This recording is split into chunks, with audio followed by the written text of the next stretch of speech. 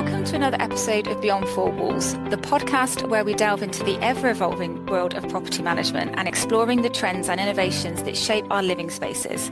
I'm your host, Jodie Fraser, and I have a very special guest today with me, Jaclyn Mangaroo. Jaclyn is the Chief Communication Officer at the Property Institute, bringing over 20 years of rich experience of the residential property sector. Her expertise spans marketing, communications and public relations, working alongside developers, property management firms and housing associations across various tenures, including leasehold, shared ownership and build to rent. And in her pivotal role at TPI, Jaclyn leads the strategic PR, policy and communications efforts, focusing on critical issues such as building safety and achieving net zero. She is known for her ability to forge strong relationships with legislators and engage with industry stakeholders, ensuring that TPI and the property management profession are represented with the highest standards. Welcome. Thank you so much for being with me. Thank you very much, Jodie. What an introduction. Thank you. Oh, can you just start off, and I ask most of my guests this, start off by just giving me a bit of history of how you started in this very crazy world of property? I had a bit of a different journey. So when I was at school, I wanted to join the police. That was what I wanted to do from the age of about 14, 15. So I went to university and did a criminology degree. So I got my Bachelor of Science with honours degree in criminology, and during my studies realised that the criminal justice system in this country wasn't really quite where I belonged. And so when I left university, I did a few different jobs, but then I ended up working for a estate agent, for like a very small independent family run estate agent up in Newcastle. Got involved in selling houses, but then also they took on a huge student lettings portfolio. So I ended up getting involved in the property management of that portfolio. So I guess from an early age, I've always really been a storyteller. I remember my mum used to have an old typewriter. So this is like, I'm an early 80s kid, so we didn't have laptops, we didn't have smartphones. We were the analog generation. And Absolutely. I used to get my mum's typewriter, and it was the noisiest thing ever, and write stories. I remember reading a book in class, and I told my teacher I didn't really like how this book ended, it was rubbish, and so she challenged me to write a new ending. So that was me like sitting on my bedroom floor with a typewriter and writing a new ending. And then I just all sort of came, and I was working at the estate agent, and I was just like, oh, what could I do? And then I looked at sort of PR and sort of communications, and that was just something that I got into. And then once I was in that world, I tended to gravitate towards sort of property clients, a lot of developers, housing associations, and I worked. Arma was actually one of my clients back in the day, so that's how I got to know the Arma team. And got them going with their first social media account. Arma went on Twitter, and it was quite a big thing at the time. And I used to go to the conferences and do the live tweeting from there and meet all of the team and things like that. I did some PR work for one of their members as well. So that was kind of how I got pulled into the leasehold world. And then when I left the property agency that was working for, the property marketing agency that I was working for, Arma were looking for somebody to join the team, and I just thought I'd always really got on well with the team. There's such a great team there, and I just thought, so, and that was 5.5 years ago, nearly 6 years ago now, actually. So yeah. Wow. And obviously we've got all of the regionals and everything that have been going on lately. So that's been a really busy time for you. And you've been focusing a little bit more for quite a few years, I'm sure, but focusing on regulation of property managers. Can you tell me a little bit about your work in that respect? Yeah, I think for as long as I can remember, this has been something that the industry has wanted. Somebody said to me, "Oh, isn't that turkeys voting for Christmas?" And maybe it is. I hadn't really thought of it like that. And I remember I was live tweeting from the Arma conference in 2017. It was before I worked, and the community secretary at the time was the one on stage who'd stood up and said, "We're going to introduce regulation." And I think he was petrified that he was going to get shouted off the stage, because the perception is that industries and sectors and professions don't want to be regulated, and it just showed how little he understood about the sector. And of course it was rapturous applause, and it's just been hard work from then to try and come up with a plan and a program and a timeline to introduce regulation. I guess the building safety crisis and what happened at Grenfell has shone a spotlight on that more recently. The inquiry showed that, the property manager there, unfortunately, didn't realise the importance of checking, fire doors and things like that. And I think that's sort of thrown the industry into a sort of different light by exposing the kind of jobs and the scale and the complexity of the work that property managers do. And I don't think there's enough recognition of that, but certainly with all that's been going on with the building safety side, more recently service charges, I don't think anybody has opened a newspaper or online, news platform and not seen something about service charges. We've just recently had, obviously, the BBC Leasehold Day, which was, fueled a lot by people not able to pay their service charges or just really frustrated that their service charges are going up. So it's had a lot of attention over the last few years. Property Institute took the opportunity when the general election was called to, put our manifesto together. We used the LAFRA, the Leasehold and Freehold Reform Bill, as an opportunity to put in amendments into that bill. Unfortunately, it was washed up in Parliament, and really none of the amendments got through, anyways.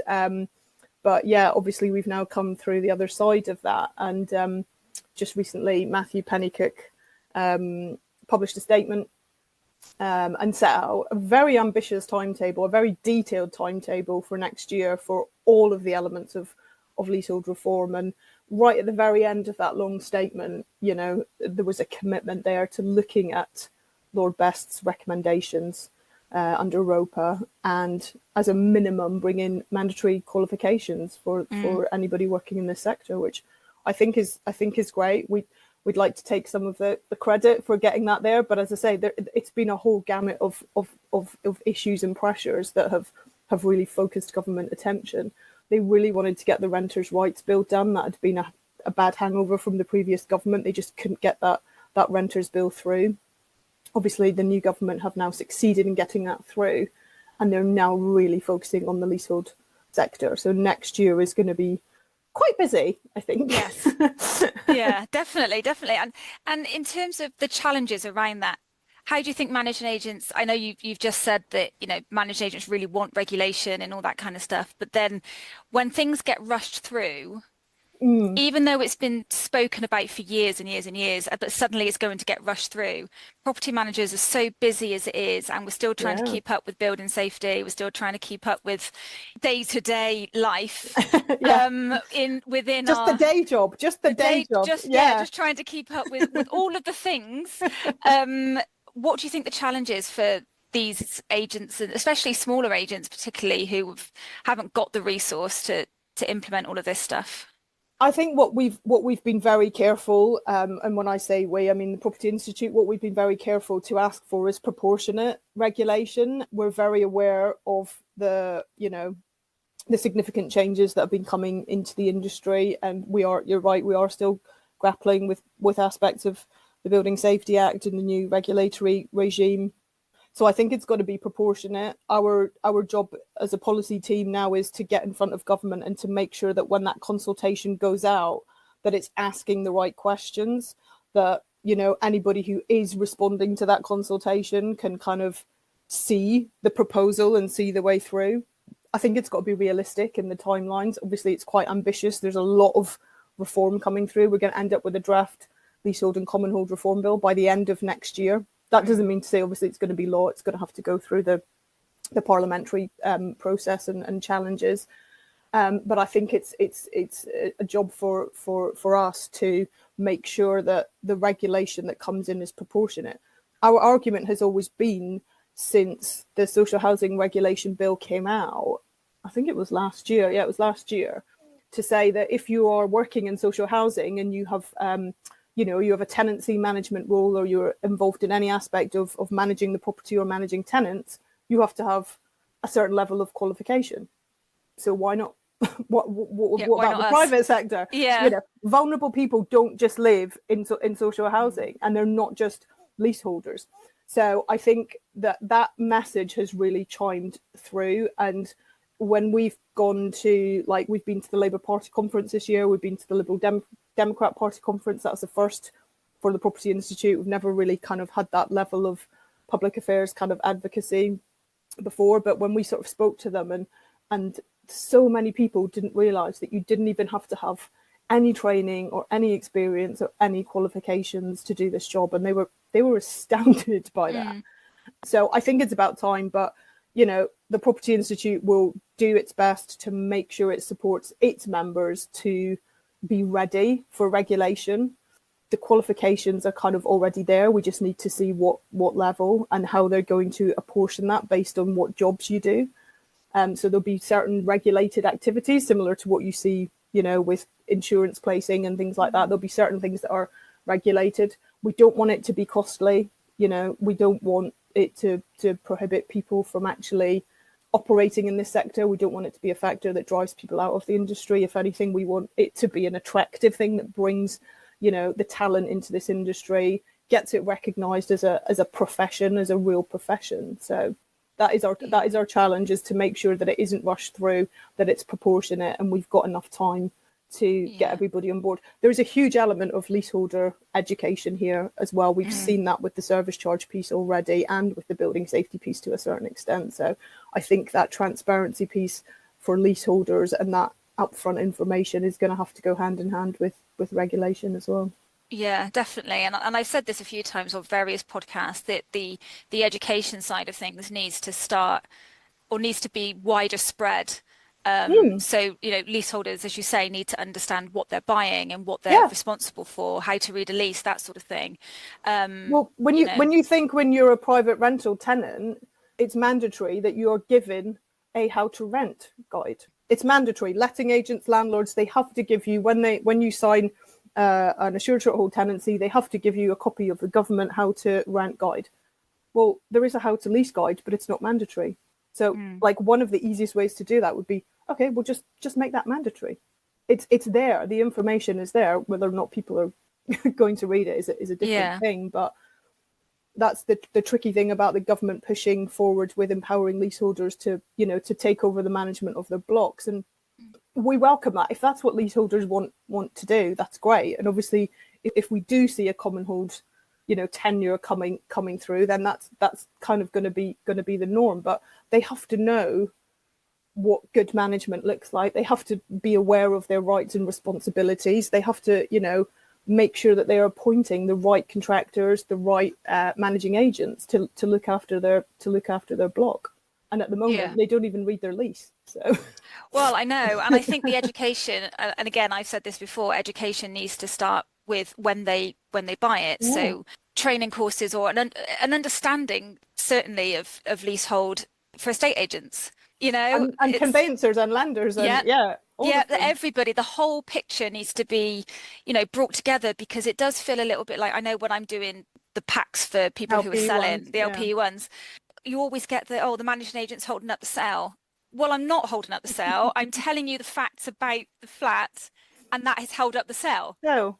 So, but if you knew that information prior to making an offer, by the time it gets to me, you've done the searches, you've got your solicitor. Yeah, people are already, if not fully financially invested, they're emotionally invested. They've chosen their flat. They've picked what plot they are. They're already there.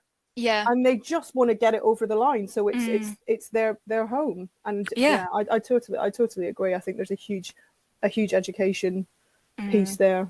Yeah, people need to know what they're buying, and as I say, that this whole service charge narrative has really kind of proven that certain media outlets saying, managing agents are ripping leaseholders off. That is just not the case. We've got to stamp that out. We've got to bring some balance and some truth to the reporting that's going on out there at the moment, and that's what we're trying to do.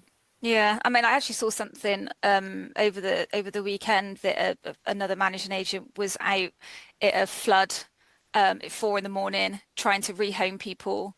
That doesn't get any airtime. Absolutely. Nobody says, right, I'm sure they did thank him in person, but that doesn't get plastered across the press and that sort of thing. These good stories and the good stuff that happens. It's a shame. It is a struggle, but how do you see the effective communication in managing all of these changes that we've seen over the last 7, 8 years since certainly since Grenfell, but you know, it, everything seems to change so quickly, doesn't it? As well, and like you think you've got an idea of what you do, and you go to a conference and you get taught on, you get the information, and then you go to the next Yeah. conference 2 months later. Oh, by the way, that's changed now. Yeah. You know how we told you this? It's kind of actually not now, though. Yeah. Yeah. I mean, you guys have been great in terms of, the press releases that you do, and the The email bulletins stuff, the and news bulletins. That's flashes. that's Yeah. the one. Yeah, sorry. And and all of the information, all of the conferences and the regionals and that kind of thing. It's great. So getting that information to us has been really, really good. Then for us then to get that information out to our leaseholders. Mm-hmm. How crucial do you think that is for us? And again, goes back to the resource within the company to keep Yeah. doing that.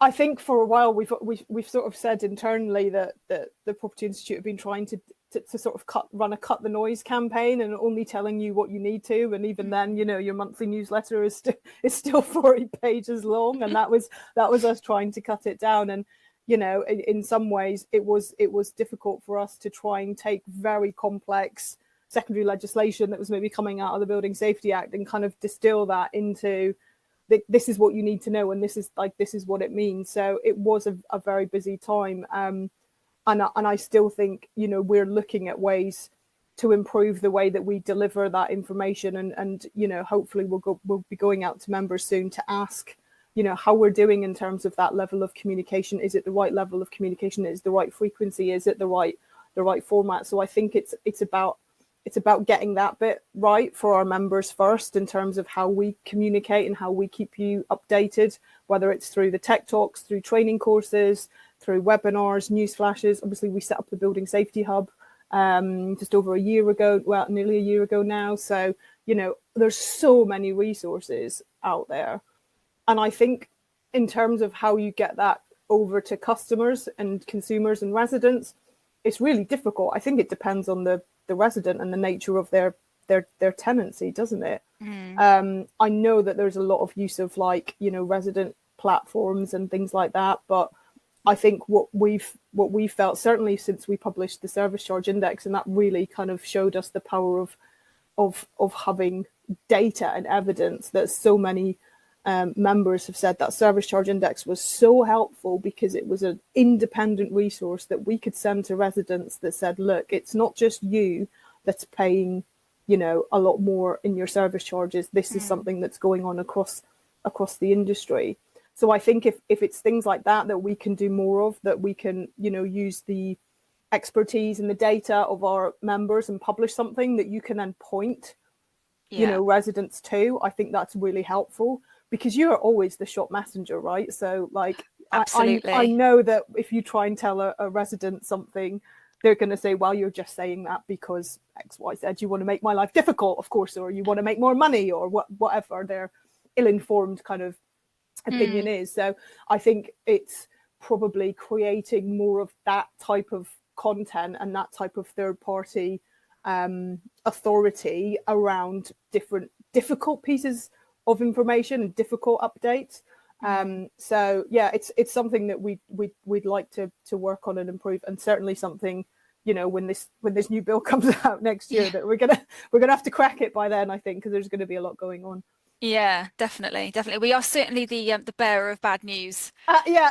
Most of the time, and I think there is a knack to how you send that communication out. I've certainly had to look at communications that have gone out throughout the last few years and think, well, I think you probably need to fluff that up a little bit, just because it just sounds so harsh, and basically, well, this is what we're going to do, this is how we're going to do it. And I think putting a bit of empathy and compassion into your communication as well is really, really important, and it's stuff that I've written about for Flat Living and News on the Block and everything. So I think that is really important. It's about the tone and how you communicate. I think there's nothing like going on site and actually having a conversation face to face with people, especially if things are a little bit strained. or picking up the phone if the block is too far away, for example, or just picking up the phone. I think so many things can be misconstrued on an email. They always say, write your emails like they're going to be read out in court. Yeah, exactly. Produced in a tribunal. And yeah, I think people have that in their mind, that they have to be and I think I think there's nothing like that personal touch. We talk about buildings and legal stuff and all of that, but this is a people business, right? Like, at the end of the day, yes, you've got a contract to look after the asset, but ultimately this is people's homes you're talking about, and it is a people business. And I do think that empathy point, but also that you're not just always the bearer of bad news. People are in their own bubble, they think about their own world and their own life, and I think if we can sort of help you with that, it's not just us saying this, look, here's the professional body saying it, or here's some government advice or government guidance, or here's something from the building safety regulator, this is like what you're supposed to do or what we're supposed to be doing. I think it's just about backing things up with that evidence. Yeah, definitely. So given your experience, how have you seen the sort of the PR and marketing landscape evolve throughout the property sector over the last 20 years in your case, but well, 20 years ago when I started, we didn't have social media, so wasn't that a great time? I know, wasn't it just when I worked for my first PR agency, the cuttings, they were literally physically articles cut out of newspapers and stuck on, like they were physical cuttings. And I think you used to measure column inches and put it into an advertising equivalent value and all of that. And I think those days are kind of gone now. We're moving in such a fast-paced media, noise, information overload kind of environment that I think that's one thing, is if there's bad news or a negative piece, like the world is going to move on in about 6 hours time. So like don't 6 minutes maybe in some cases. So I know. So don't sweat it. But I do think I've seen a lot of developers and housing associations do very clever things with social media. I think from the property press point of view, it's always been about the human interest story. All my years working in the PR industry, they always wanted case studies of buyers, and they wanted a different angle, first time buyers or two sisters buying together, or, bank of mum and dad case studies, or people using shared ownership, or people using help to buy and things like that. It's always been about the human interest story, especially in places in the South where it's really difficult for this generation, and for my generation, actually, I would include myself in that, to get on the housing ladder these days. And I think, the fact that we are building more and more properties than ever before, but yet there still isn't enough. There still is like a lack of supply, I think is extraordinary. It's extraordinary. I'm not a homeowner.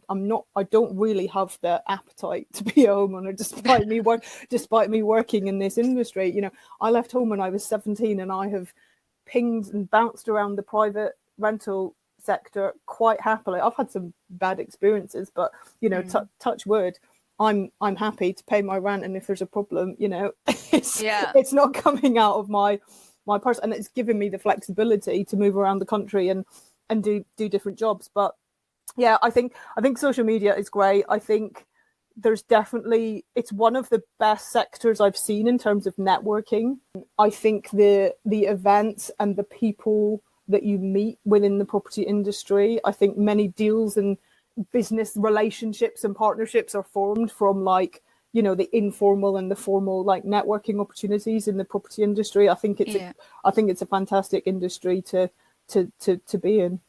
Yeah, I mean, I'm not the biggest fan of the formal type of networking. When you sit at a table and you get you've got a name badge on, and a little timer, and you've got to speak about yourself, and suddenly I'm the most uninteresting person alive. Nobody likes speaking about themselves. No, Nobody does. I can't think of an interesting point to say. I'm much better at, as you say, at the conferences and the events and stuff. And you just have a chat. You're just having a chat to people. I'm much better at things like that. I must seem like a real weirdo if in these formal settings, hi, I'm Jodie, and I don't know anything about myself.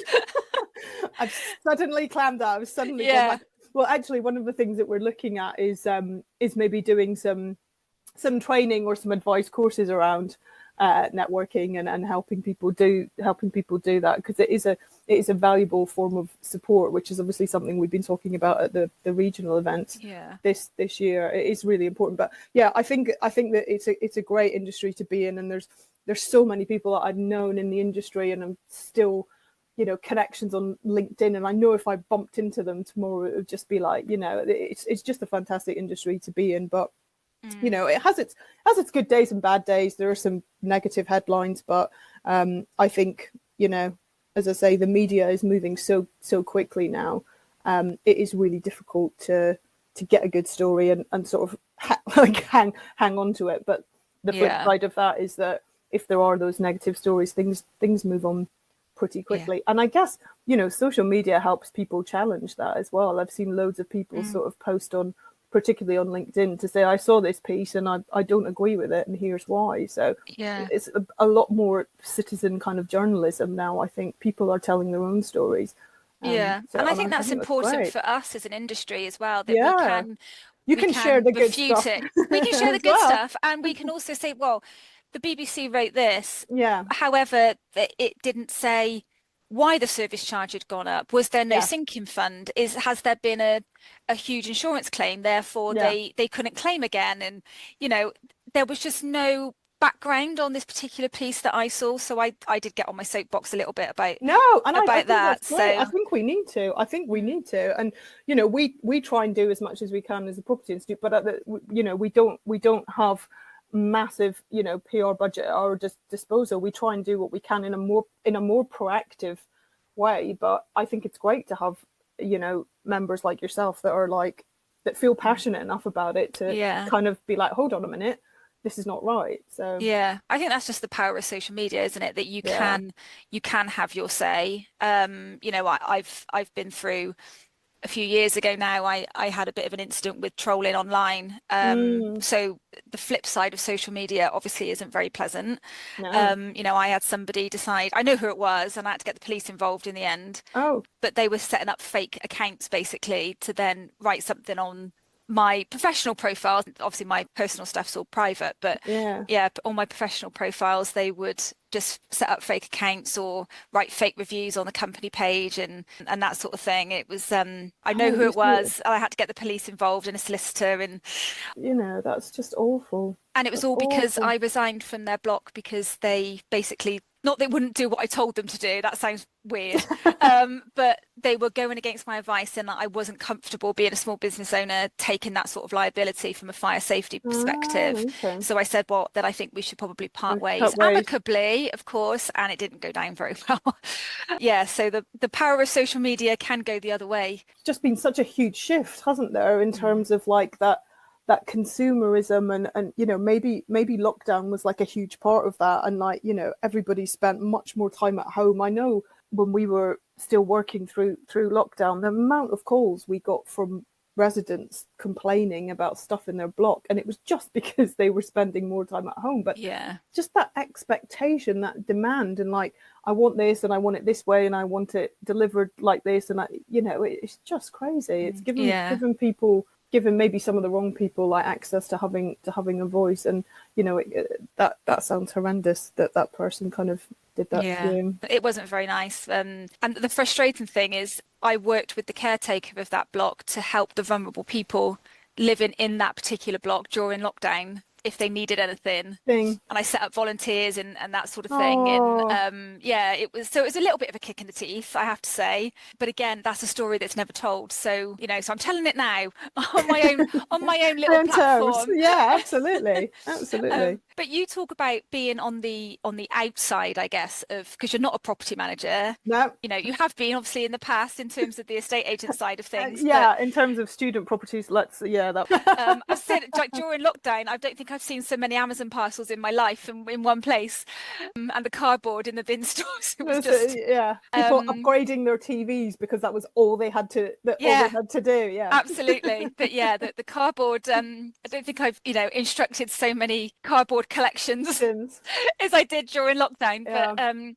But no, going back to you being on the outside, what's your perspective then? Because as you're not a property manager, but you work in the industry and you have to help us, little property managers try and navigate the complexities of everything. What's your perspective on that? There's quite a few of us in the team at TPI who have got that background, who have walked the corridors and attended the residents meetings and things like that. I've been on a huge sort of learning curve really since I started at Arma sort of 6 years ago. I used to answer the phones and deal with leaseholders and deal with members, and I have huge empathy and admiration for the work that you do. I mean, I'm in my job, I'm only seeing the new stuff that's kind of coming in and coming at us and trying to figure out, okay, well, what does this mean? What do we need to tell the industry? But you're the ones that are, dealing with, you're between your sort of clients and then the rest of the residents, regardless of who your client is, and the residents. And,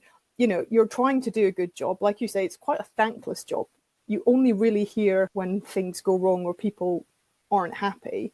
You have to really, really care about this job to do it. The level of resilience that is required, the level of empathy and compassion for people when it does go wrong, particularly during the building safety crisis when people have got, unsafe cladding around their building and things like that. And then the level of, technical expertise and building pathology and finding the right contract, all of that stuff. I mean, it's a hugely complicated job. I have nothing but admiration for it. So, and I think that's hugely misunderstood. Like you say, we never hear about the good stories, and maybe we need to do more with that and share more of that, and maybe out of regulation and some of this stuff that will start to come forward a little bit more. But it's given me a huge appreciation for the work that you do, regardless of the size of firm that you work with. It really doesn't matter. You have to really, really want to do this job. You have to be passionate about it, otherwise you just wouldn't. Yeah, I completely agree. And in some ways the smaller firms have to have more of that knowledge. So like I've only because you don't like lots of departments. Exactly. I'm just going to hand you over to our legal team, or I'm just going to hand you to our service charge team. So in a lot of instances it stops with me. If my team don't know it, then they come to me. Jodie. So I have to know, I think, again, I said this on another podcast, I'm not a lift engineer, I'm not an electrician, I'm not a plumber, but I need to know, the basics of everything in order to know where to go to get that information if I don't know it. And, it's been 18 years of knowledge built up in this brain, and I'm tired. Every day is a school day. Every Absolutely. day is a school day. And like, I think we've likened it before, the profession, we've likened it to being a GP. If you think you go to your doctor and they have to know everything about every possible thing that could walk through their door, but they don't have to know enough, but they have to know enough to say, okay, well, I need to order this test, or I need to refer you to this specialist, or I need to get you to this person, or whatever. And that's kind of like what you do. You're sort of general practitioners. That's a nice way of putting it. At the centre of everything. A GP has to be prepared for anything that walks through their door, whether it's a common cold or mental health or whatever, and they have to know what the correct course of action is, whether they can solve it there, they need further action, they need to write them a prescription, they need to refer them, whatever. And that's kind of like how I think of it in my mind, that you're GPs. Oh, that's a really interesting way. That makes me feel really special. There you go. Shall we call you Dr. Jodie from now on? Absolutely. That's what I want from now on, please. But how do you guys at TPI, how do you ensure that you remain at the forefront, I guess, of these standards that are coming through and best practices, so you can tell us about them? It's taking us a long time. When we were Arma and IRPM, we they did a little bit of lobbying and trying to influence policy, but it wasn't really until the building safety crisis like really hit, and our members found themselves right in the middle of it all. You know, you're not PAPs, you didn't build the buildings, you don't own the buildings, you're just there to manage the buildings, yet somehow this was you're responsible for the buildings. Your fault, all your Yes. problems, like you do it. And so that's when we really started to knock on some serious doors and say, like, we need to do something about this. You need to set up a fund, you need to fix these buildings and worry about who pays for it later. Obviously that's not really what happened. It took us a long time to get to the 5 million building safety fund, but it's taken us a long time, and we've sort of had to prove that we are worth listening to from a government point of view. You have to remember, like, civil servants and MPs and ministers are bombarded by all kinds of, you know, individuals. You know, MPs have got their constituents as well as obviously their parliamentary business as well. And so we've had to work hard to make sure that when we talk to them, we give them the truth, but we back that up with evidence. We can't be going in there to seem to be sort of self-serving and all of that. So we've had to really work on that and develop that reputation and develop those relationships. You know, I think now we've proven that over the years and over our work that we did on the Building Safety Act. We're working with them now on heat networks, on service charge reform. So we really have proven ourselves to be a reliable kind of partner and a sounding board, so that whenever they think of, we need to change something in leasehold, oh, we better talk to the TPI first to make sure that this is going to work. And that is not something that's come overnight. We've constantly had to, you know, push and write letters and request meetings. And it's all about that evidence. You know, I think it's a favourite saying of Andrew's, you know, any statement without facts, without evidence is just an opinion. When you're saying stuff to government, you have to really spell it out and say, we're concerned about this. This is why we're concerned. Here's a load of statistics. Here's what's going to happen if you implement this. It's going to cause X, Y, Z to happen. Please, can you do A, B, C instead? And I guess in some ways that's another lack of understanding around leasehold and how it all works and that sort of thing. And I know that we feel like this little industry, like we're a little island on our own that nobody knows about it, nobody cares about it until something like a crisis, like the cladding crisis and then building safety, something goes wrong, and then all of a sudden, who can we blame? Oh, exactly. we'll blame these people over here. And I think, you know, don't get me wrong, there are some very good civil servants who have worked in and around leasehold for a long time, and they've got very good knowledge. But you have to remember that civil servants kind of are moved around, and they might have come from one department and suddenly brought in, and so you do feel like sometimes, you know, you want to get in and then make a point, but then you sort of realize, oh, we're going to have to frame this, we're going to have to set the scene, we're going to have to explain it. All about telling the story, isn't it? Exactly. You have to come back to say, like, this is how it works. You know, net zero is a classic example. Every time we've sort of talked around net zero, it's just like, oh, well, this sounds like too difficult. And it's just like, well, you know, you can't just ignore all of the leasehold blocks because it's too difficult. You just have to get your head around it. Here's the solution. Let's go. Let's do it. So, but I think, you know, the service charge piece has definitely caused a lot of people to, like, sort of prick their ears up and notice. But as I've said before, you know, every homeowner in the country, every business owner in the country knows that all of their bills and all of their costs have gone up. Like your energy bills, your buildings insurance, your fuel for your van, if you've got a small, you know, your PI insurance, costs have gone up. But if you're in a freehold house, you don't pay all your bills in one go. You pay them drip fed throughout the year. You don't get a bill at the end of the year and say, this is how much it's going to cost you to run your house for the next year. It doesn't work like that. It's not as obvious to you that, oh God, I've got to renew my car insurance. Oh, that's gone up. And oh, my energy bill has just gone up. It happens at pockets throughout the year, and you might pay them differently. Some might be monthly, some might be yearly. So you don't notice those things as much. But because of the nature of leasehold, because you get a bill, and very often it lands, you know, between Christmas and New Year. Oh, you know, I know. I hate those service charge dates. You know, it's not a good start to the year, and it's there in black and white in front of everybody. But I think nobody is immune to, even if you go to go shopping, nobody is immune to the inflation and the costs going up. So I think it's just reframing that message so that people kind of understand it and sort of say, oh, I'm not the only person. I think there's something quite nice about that shared pain, that sense of community. And actually, we feel that when we go to the regional events as well at TPI, is that or the conference or the seminar, it's like, oh, it's really hard and it's really tough, but like I'm in a room of 5, 6, 7, 800 people who are all going through the same thing. So there's some community spirit in that, I think, of that shared pain. If somebody came to you tomorrow and said, "Oh, I really like the sound of block management," I'm not sure they will. Stranger things have happened. Absolutely. But no, I really like the sound of it, and like the whole getting to be like a GP and and be, it sounds better than jack of all trades, doesn't it? But what advice would you tell them if they wanted to join our industry?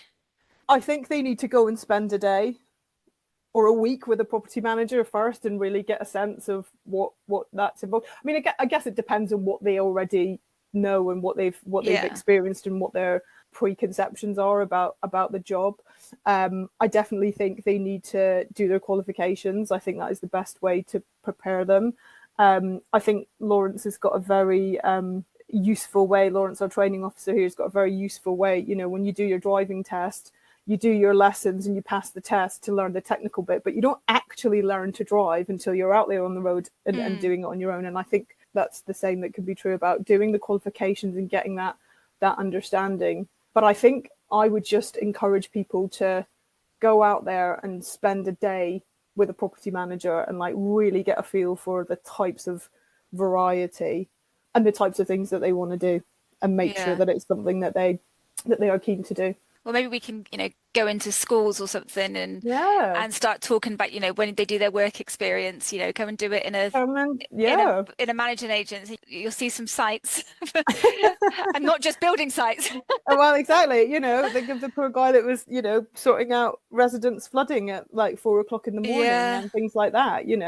There are wins and there are downtimes. And that's what I said. Like you have to be committed to do this job. This is not a job that is for the faint-hearted. It's not a job if you want to make a quick buck and like retire and go and live on an island somewhere. It's none of that. You have to really be passionate and really care about doing a good job and doing good work and providing a good service. Definitely. So before I let you go, can you, I ask all of my guests this, common misconceptions of our industry. Any thoughts? I think we've probably touched on this before. I think it's a lot of the stuff that we see is very negative, and I think it's a shame, and it's really unfair that you guys, particularly people who are members of the Property Institute, you don't have to be members, you don't have to get a qualification, you don't have to hold yourself up to a review every few years, but you do it because it's the right thing to do, and because you want to have those standards, you want to meet those standards, you want to uphold those standards. And I think it's the majority of people in this industry are doing a fantastic job. And I don't just mean the property managers, the people in the support staff, the suppliers, the professionals that work around the industry are, doing such a great job. It's such a difficult job.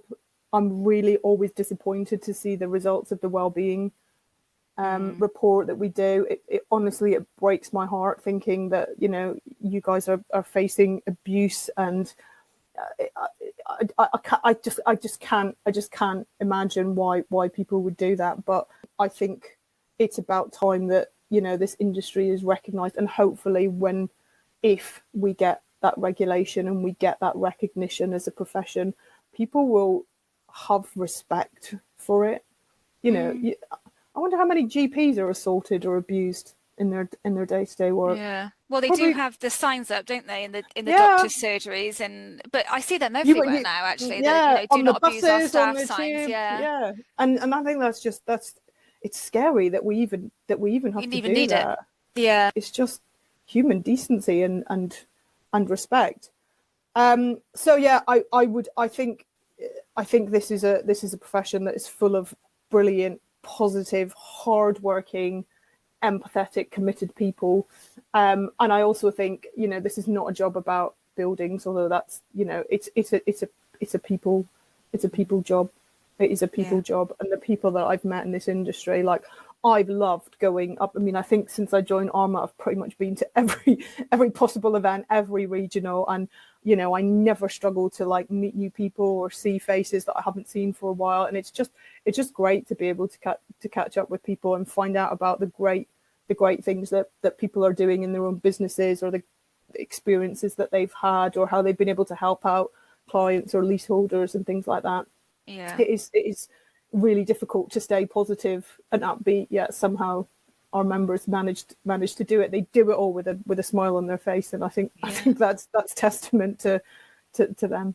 Yeah, I think it's quite nice, as you say, when you go to the regionals and you meet up with people who are going through the same thing as you are, you get that comfort that it's not just you, because especially, and I keep going back to me being a small business, but sometimes I sit at home and my daughter's gone to bed and my husband's doing whatever, and I'm not paying attention or whatever, and I just sit there and I think, God, and I've got all of these things going through my head about what I need to do for this client and that client, and I need to support the team with this, and I need to do X for I need to write an article for TPI. I need to never switch off. You don't know. You never switch off. It's nice to know that there are other people when you go to these regionals. Like, oh yeah, I was up until, not that this is a good thing that people are up until 10 o'clock at night working, but that you're not the only one that's there trying to get through everything. And I had a conversation with somebody, it was years ago now, that I replied to an email at 10 o'clock at night because I was still working. I'd just set up the business, I was trying to get through lots and lots of different things, and I did reply, and maybe in hindsight I should have put one of those delayed response things on, and in hindsight maybe I should. You're just trying to get it done when you and get it off my desk, and absolutely. But the feedback I got was, can you not keep up with your work if you've got to do it at 10 o'clock at night, rather than thank you. And I was just like, why am I trying to be helpful? Why am I trying to do this, that and the other? And that's the response. So I have learned from that I will probably just either leave it in drafts or leave it open, and I'll just send it the next day. But I think flexible working has helped with that. I think there's a lot of companies out there that now sort of say, well, look, if you've got small children, or you've got care things or whatever, like if you work better 6 till 8 and then you need a break and then you work till like whatever, as long as the work gets done. But I think people have to understand that we don't operate in a Monday to Friday, like 9 to 5 world anymore, and people have different priorities. And if it's better for you to get some work done when your daughter's gone to bed and your husband's watching the football or whatever, if that's your time to do that, then you should absolutely do that. For me, if I need to work on something really serious, I know I need to do that first thing in the morning. That's when I'm freshest. If I leave that till later on in the day, like I'll just procrastinate. I just won't do it. I just won't do it. So. And sometimes it's easier when you're not going to have emails and calls and all that coming through, to focus on something, or I've been known to get back from a meeting at 8 o'clock and then do the actions from that meeting, so it's done straight away. And it's amazing how quickly you can get stuff done when you're not distracted by emails or Teams or exactly. Things can take you half the time. It's But as you say, we don't get the recognition for that. But hopefully, with things like this podcast and articles and the wellbeing survey and stuff, we can get that information out there. Thank you very much. Thank you. Yeah, it's been a great chat. Is there anything you'd like to add before I leave you in peace? No, just thank you so much for all the work that you do, and to all of our members and all of our partners, like, thank you for being so resilient and for getting on with it. It's a hard job, and we continue to do all we can to support. So big shout out to everybody working in this industry, because it is not easy, and you do a great job. Well, thanks again for your time. Really appreciate it. Thanks, Jodie. Thank you. Take care. Thank you so much for taking the time to listen to my latest podcast. You can find me on LinkedIn and Instagram. The links are in the show notes. Or you can contact me on jodie@jodiefraser.com. For more content and updates, don't forget to subscribe to this podcast on your favourite platforms. Thank you once again for listening. Until next time, take care.